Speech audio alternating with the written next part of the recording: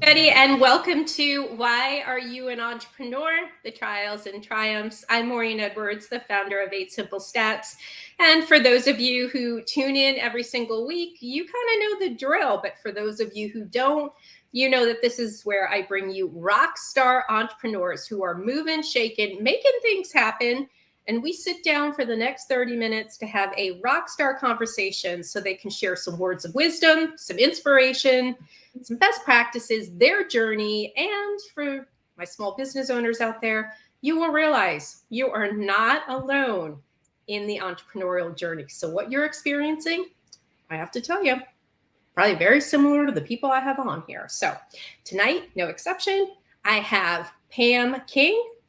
Pam, I want to welcome you. You are the founder and owner of Pamela C. King Consulting, and I am so thrilled to have you. I found you on LinkedIn, and I'm like, I got to have her on here. So thank you so much for joining me.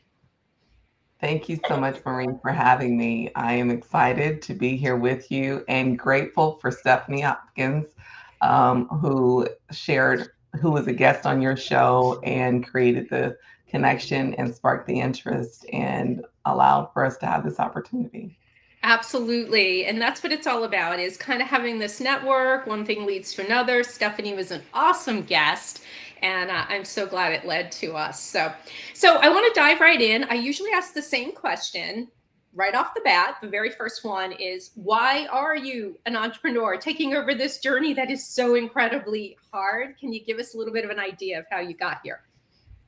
Absolutely. And so for me, it is really about living into my vision of success and being able to do that with freedom and flexibility to be able to serve who I'm called to serve and to be able to care for my family and to be able to live out loud the things that I believe in alignment with my faith and giving me the ability to just do what I love and to be able to serve those that I'm called to serve.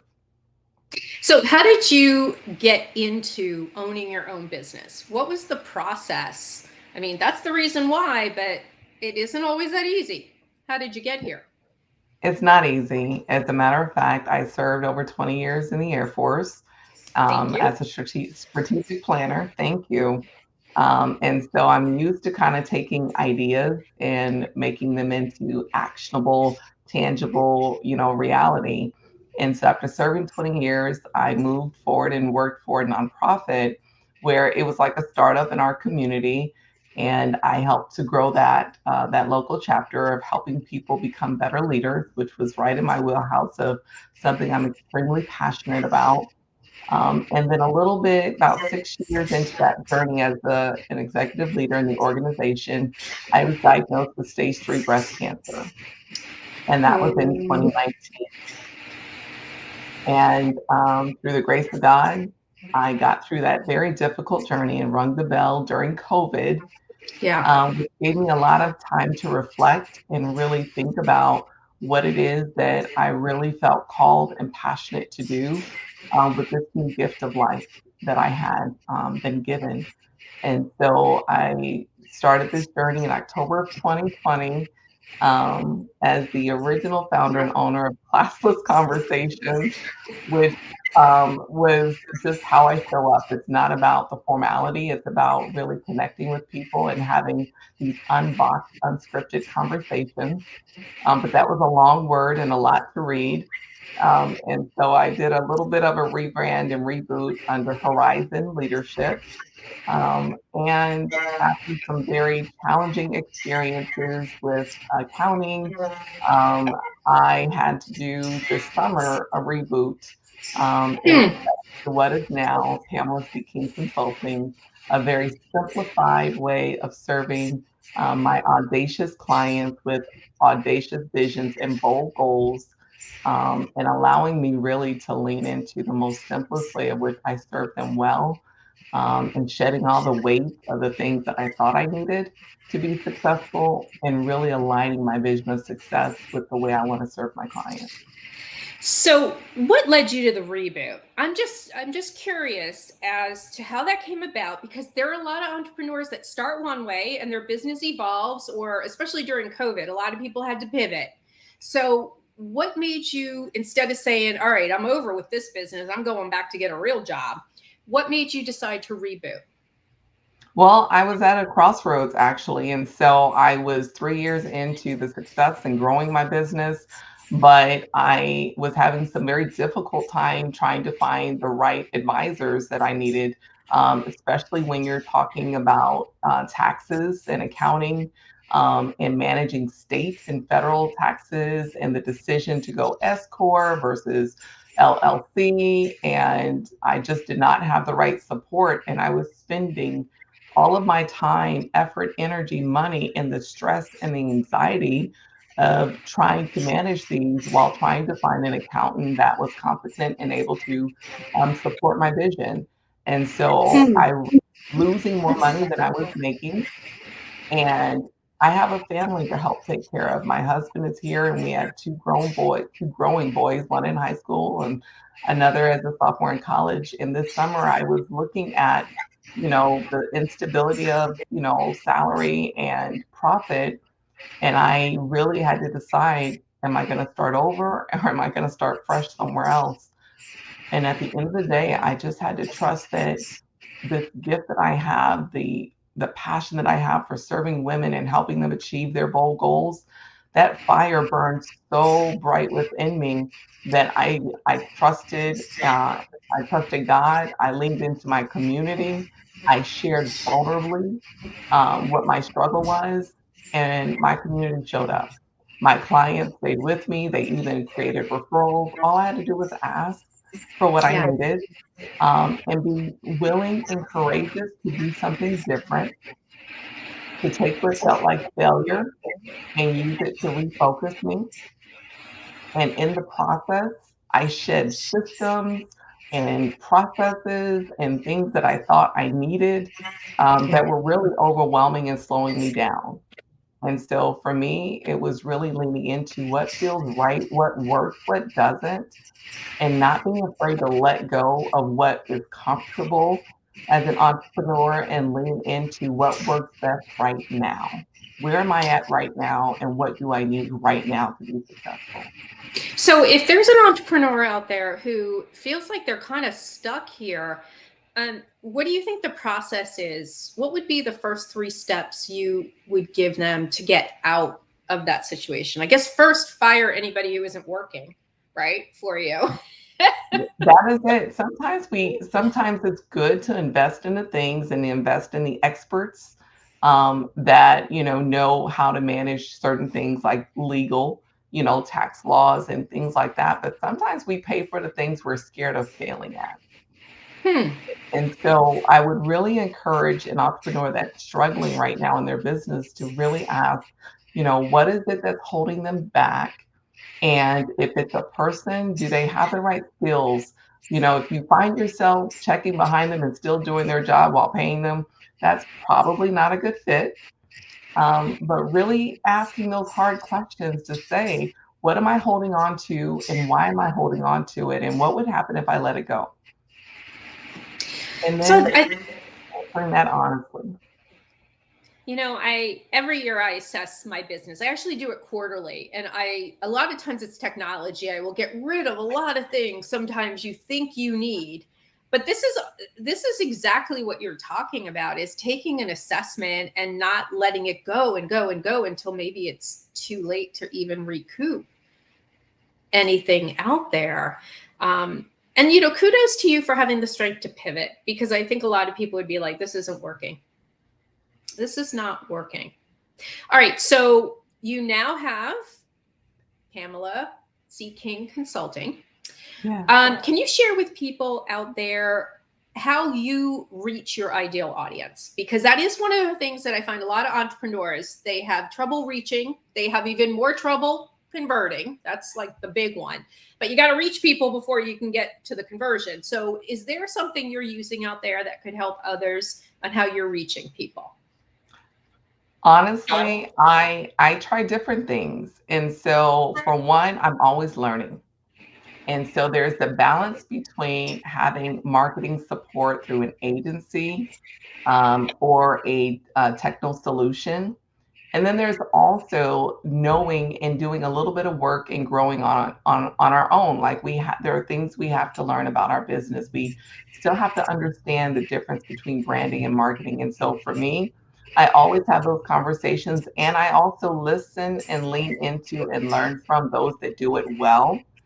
Just Yep. this afternoon through the Small Business Development Center, I attended a training on LinkedIn, which I'm familiar with LinkedIn, but again, it's not what I do all day. And Hmm. so taking a quick mini course on LinkedIn and learning from, 100 Monkeys or Techno Solutions and just really saying, okay, here's where I am. I'm small business. What do I need right now to reach my target audience? And so I actually have a call scheduled in a couple weeks to speak with a marketing and branding person to see if that works well for me to help me grow. What are the things I don't want to spend all day doing, Right. but what are the things only I can do for my business and really balancing that. So for me, it's a balance of both tools, technology, and definitely the right people. This is so incredibly important. I think that people try and do it all, even stuff that's not in their wheelhouse, and they're spinning their wheels. And knowledge is all good. You can go from Googling and YouTubing and taking a million courses, but unless you implement it, you just wasted your time. So if you don't know how to implement it, find somebody who can help you. I just did an entire speaking event today on the difference between branding and marketing. And I said to people, if this is not in your wheelhouse, right? Find somebody who can help you because you'll move along a lot faster. And so I really appreciate that you're saying, everybody who shows up week after week, Pam, they say the same thing. And yet I still find people do not listen to our real world experts here because you're Yeah. living it and you're sharing, really what's going out on there. So is LinkedIn your number one social media platform that you find that's working for you? Absolutely, Yeah. and again, there's so many different social media markets out there. You really have to know where your clients are. And I've received recommendations to do it on different platforms. But for me, I find the most engagement, the most referrals, the most success, and my ideal clients here on LinkedIn. They're professionals looking to grow. And really, for me, it's about bridging the gap between being personal and professional. And LinkedIn, for me, allows me to find the clients that are looking to create that balance and that alignment.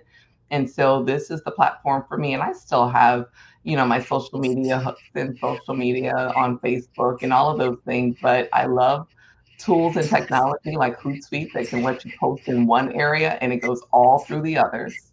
Yes. Yes. Great advice here. Automate. Take the time that it would take to do all this individually, get it automated so you can spend your time doing other things. So totally agree with you. And I know MetaSuite out there will help you do like Facebook and Instagram together, but Hootsuite gets one big sweep out there. So great advice. Great advice. So what do you how do you feel about like the networking aspect? So after COVID, we're all on Zoom. We're still all really on Zoom, and that helps us reach a really wide audience. But do you also find yourself back to networking and in-person events, and how is that working? Absolutely. There's something about being in the same presence and space with other people where you Mhm. get to kind of mingle versus hop on and off a Zoom call. And so it is a delicate balance of really knowing, where to be present because you can get invited to so many different things and you get that fear of missing out that kind of creeps in. And then it's also about managing your energy. As a breast cancer survivor, I don't have the energy I used to have, and so I really have to be intentional with my presence. And so for me, knowing being around women and women empowerment, how that gives me fuel and energy, I make time each month and I schedule that and I'm picky and I'm choosy about where I show up, but I make time for those and I also make time to follow up. And so this month I'm a little busier than others because it's breast cancer awareness, but recognizing that networking is just not about the event, but carving out time to create those connections and those follow ups. And I even love Zoom because it saves me gas and time from having to drive all over. Right. But then creating really it's about creating the one to one personal connections if you can and really meeting people where they are, get to know their story, so that it's relational, not just transactional. And I love the fact that you said follow up. And you know why? Because I think, in my experience, is one of the shortfalls that we have. We figure we've made such an impact at our events, like they're always going to remember us. But people, they're busy, they're talking to multiple people. They don't always remember you as much as you think. So the fact that you are following up and you recommend that, I think that's just huge. And I don't know about you, but I think some people feel like they're going to get rejected if you circle back with them. Like, I think it's going to be how you phrase it, right? Like, Mhm. not salesy. You're there as a resource. You're there to help. There's no sales going on in And that's this. why I emphasize relational over transactional. People don't Yeah. want to feel transactional. They don't want to feel always that exchange of I do this and you do that. We never know when the person we meet is going to circle back and be the very blessing that we need. And I say that, Maureen, when I was in this pivot decision space and not knowing what was going to be next for my business, I cried my eyes out that morning, put my makeup on, got dressed, went to a networking event, and on the other side of that was an opportunity I never imagined, and it was the exact thing that I needed, to really boost and get going again. And it was the ideal situation and opportunity for me to be a life coach for entrepreneurs at a historically Black university, Harrisville State. So you never know, and you just have to show up and take risks. So give me a little bit of your greatest success so far. Like, if you could just pick one thing that you have done that sticks in your mind, what would you say has been the high point? The high point is, wow, greatest Oh, I success. stumped you. You thought this was going to be easy, right? Yeah, the greatest success, honestly, is I'm here. Hmm. And why is that meaningful? I serve amazing, amazing people. I serve people like within Starclough Disability Institute, we're helping people develop the skills and the strengths to be in the workforce, and then helping employers find their value and see their value contributions, and helping them break down the barriers and the stigmas that come with hiring people from disabilities. I service clients like Stephanie, who's all the way in Florida. I've never met her face to face, but for 3 years, helping her reboot, relaunch, and live into her best life of success, and other clients. And so for me, it's really about more than me. It's really about helping people find that alignment between their life and their business. And when they do, being able to celebrate with them. And so for me right now, I'm focusing on this one thing. What is that one thing that we're avoiding? What is the one thing that we hesitate? What's the one thing we're afraid of succeeding at? And helping clients overcome that guilt, shame, and fear that's holding them back from being their best self. So the fact that I'm here and I live these values, I do this work, for me, that's success. I did not give up, and I cannot fail. That's awesome. Absolutely awesome.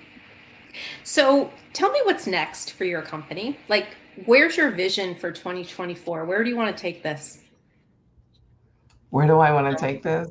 I want to Yeah. give this, I want to show up for more women. I want to be able to serve more women in business and women in leadership, helping them align their vision of success, with their values, and helping them feel seen, valued, and heard, and closing the gap between the things that hold us back and the responsibilities that we think we can't manage and still be successful, or we have to choose between family and being a great mom and being a great leader, and close that gap.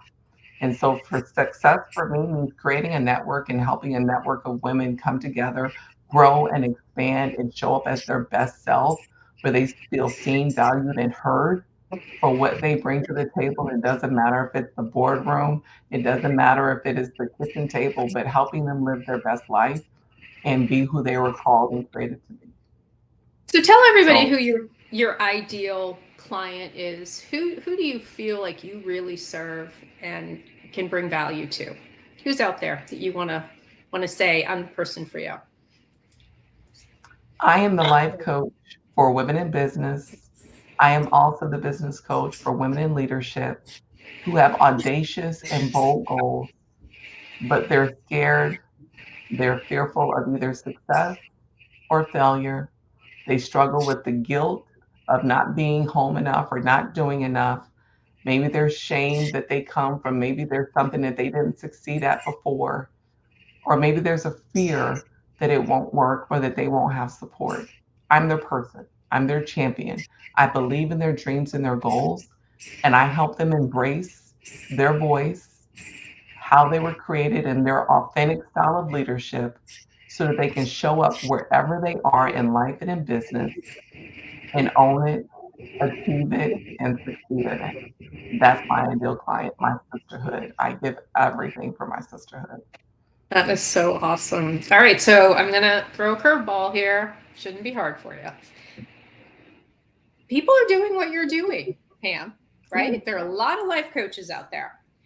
What makes you different? And for business owners out here, I want you to really listen to this because everybody's got to differentiate themselves. Okay, we all have tons of competitors out there. What makes Pam different than others? I will tell you this is my gift, this is my calling. I love what I do. I love who I serve, and I do the work.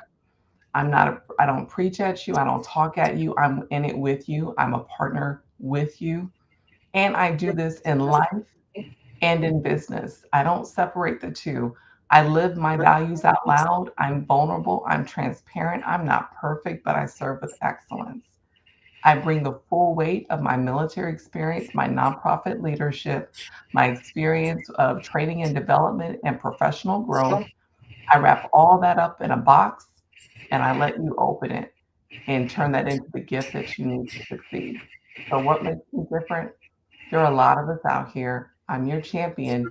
If you have bold goals, you are relentless, you are passionate, but you're stuck. You know, you could. I'm here to help All you. right, so I'm going to give you this tape, and I want you to go back and clip what you just said because that right there is like your opening statement right on your website. People should hear that recording because that was brilliant. And I love what you said. I'm not perfect, but I serve with excellence. That right there is your quote. Like I usually ask people, what is your favorite quote? Well, you just created one. Okay. So people, you have to show up. You don't necessarily have to be perfect, but serve with excellence. Can I steal it? Can I steal it from Absolutely, you? that's what makes me different is I'm not gonna charge you for every quote that I give. Okay, okay. But that what you just said was super powerful. And I'm you know what I'm most thrilled with, Pam, is that you know who you are. You know your brand, you know who you serve, why you serve them, and the value that you bring to the table. And in my experience with all of the business owners I work with, this is one of the areas, in fact, it's the number one area they struggle with to have a conversation and be able to really let people know how you're going to change their life. You did it beautifully. Thank you so much, Maureen. You Um, are so welcome. and if I can just give another piece of advice to those that are Yeah. listening, entrepreneurship is hard. It takes a toll. There are days we don't want to do it. There are days that we love it and we're thrilled, but it's a balance and it's a struggle and it's not 50-50. There's some days you give 80, some days you do 120, and some days you only got 25% in the tank. And so, with that being said, sometimes you struggle and you struggle silently. Don't do it alone. Find community, find support. If you find yourself struggling and down on yourself, consider therapy. As a combat veteran who served in Iraq, as a breast cancer survivor, there are days that this was harder than others, and I struggled with real challenges with my mental health. So I had to do that work too. All of it is who I am, and it's the truth about my journey as an entrepreneur. And so there are days where it was really hard, and I had to go get a reboot and talk to someone to help me through these difficult days. And so I'm not here because I'm perfect and I'm filled with joy every single moment. I'm here because this is my life's passion, my life's work. It's worth it and everything matters. Community. is really what you're saying. And that is so important. I mean, this can be very isolating. I remember when I started my first company, I was in sweatpants in my basement and there wasn't a soul around. I'm like, and we didn't have communities like we do. Like we have a million Facebook groups and we know how to reach out. And I know how lonely this can be. And I agree. We've got to have, and it's one of the reasons why I try and bring all of us together here is to build those connections and know that we're not alone in this. This is hard. Absolutely. So one last question. If you were to give words of wisdom to somebody who is just trying to take on entrepreneurship, they are thinking about it, haven't kind of taken the dive, right? Taken the leap, what would you say to them? Believe. Believe that you can do it, and then believe that you don't have to do it alone. That's And know great. that it's possible, but it's work, but it's worth it. I love it. And I love that you've been able to share that you've had some challenges and you've worked through it. And I want to ask you, do you have a good tax accountant now? Do Yes, you have I somebody? do. Yes, What what advice would you give people out there when they're hiring the people who need to support them? Like, what should they ask?